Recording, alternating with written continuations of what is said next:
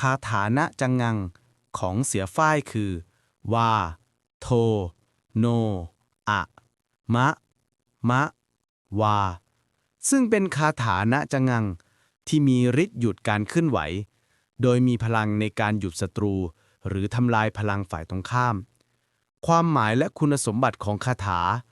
นะจังงังหมายถึงการทำให้หยุดนิ่งไม่สามารถเคลื่อนไหวได้หรือมีผลทำให้ศัตรูชะงักงันพลังการป้องกันคาถานี้ไม่เพียงแต่หยุดการเคลื่อนไหวของศัตรูเท่านั้น